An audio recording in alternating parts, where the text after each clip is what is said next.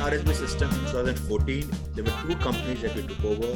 One was RSB Systems, which had the back-end office in India, and the other was RSB Technologies LLC, which was in the US.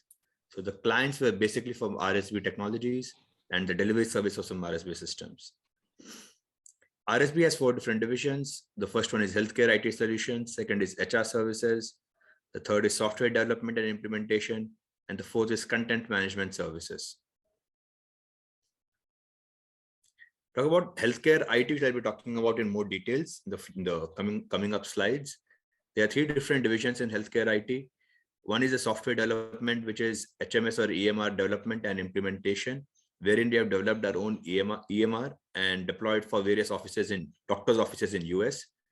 Second is record digitizations and medical transcription, wherein we digitize the legacy records of patients which are there with the doctors. In US, it is mandatory to keep 20 years of records of each patient, and you can't keep all the records in a physical form, which becomes very difficult and tedious to access.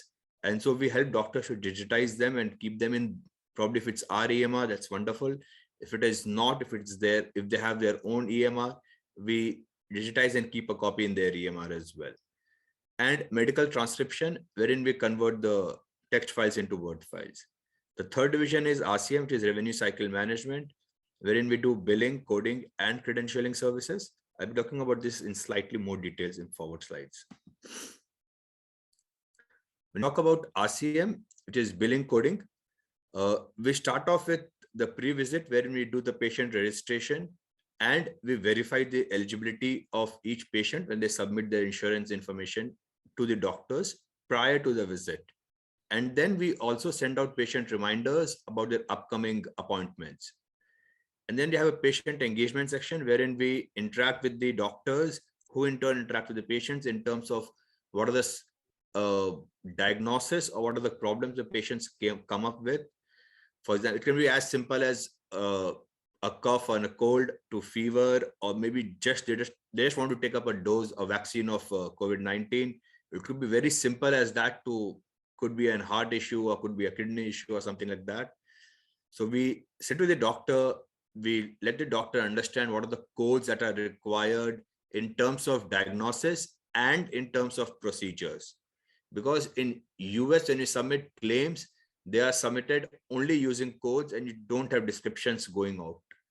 So you need to understand the codes very clearly. There are about 10,000 procedure codes and about I would say about 80,000 diagnosis codes, which specify which part of the body and what is the problem that you're facing in that part of the body. So we help the doctor understand that. And then once the doctor gives us information about each patient, then we send the claims for processing to the insurance companies. We send them to electronic submissions, wherein we have an interface, which is popularly used across the country in US. We use that interface to submit claims. And once the claim is submitted, they are processed by the insurance company and made a payment between 1 week and 30 days, depending on which payer it is. Some pay within 1 week, some take 30 to 45 days. And once we have the payments or a response on the claims, we come back and reconcile if all the claims have been paid or no. We submit reports to the doctors. And if the claim has not been paid for any reason, then we do a follow-up on the claims with the insurance companies as to why they are not being paid. The follow-up portion is very little. We try to avoid that. And our success rate of first initial claim submission is about 90%. Within the first 3 months, we get the doctor paid for 98% of the claims. Post that, there are a lot of regulations in US, regulatory compliances, which starts with HIPAA, wherein we ensure that we as an organization, whether our office is in US or in India, we are HIPAA compliant. Even in these challenging COVID times, we are still HIPAA compliant. An audit has been done and a certificate has been issued to us wherein we are HIPAA compliant. We have also taken ISO 27001 certification for security of files stored on our servers, wherein we did not, fortunately, we never had a breach for the last four years. Apart from HIPAA, the US regulatory government also requires to submit reports, and based on those reports, the doctors are incentivized and made payments because they have been able to document everything very nicely. These comes under meaningful use incentives and preventive care procedures.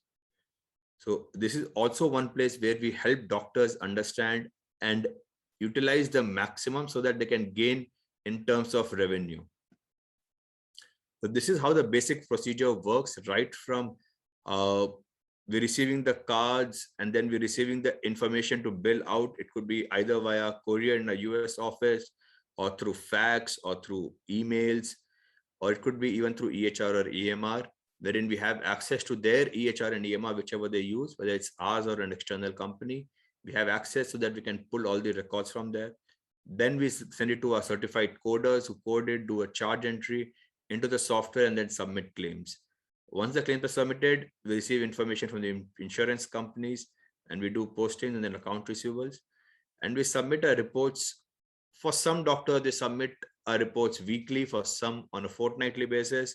But every client of ours gets a report on a monthly basis on where his accounts stand with us in terms of how many claims have been submitted, how many have been paid, in terms of volume, in terms of value. We also do a bank reconciliation wherein doctors give the copy of the bank statement, and we ensure that everything that is received in the bank is actually recorded for in the system, so that there are no unwanted AR which needs to be worked on when the doctor has already been paid for it. This is a basic procedure of what we do. What are the advantages of having RSB as your vendor? We use best-in-class technology, wherein we use, I'm not sure if any of you have heard of softwares like Epic, Allscripts, ECW. They are the leading softwares in this space, which are being used widely across the country, and they're among the top 5 software vendors in the country. Then because of those softwares, we have less billing error.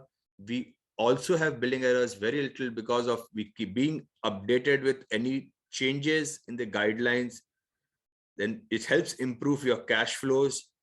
The speed is we have a commitment of 24 hours to turn around, but we commit 48 hours and we do it in 24 hours. You don't need to have, doctors don't need to have their own employees, which are very costly in US. One, reliability is very little. So you don't have a return on investment in your office, as well as if you have an external office, a satellite office for your billing services. And the biggest advantage they have is HIPAA secure facility, which we provide in our office in US and here. And they can easily store all their information for 20 years in a secure environment, which we are certified for.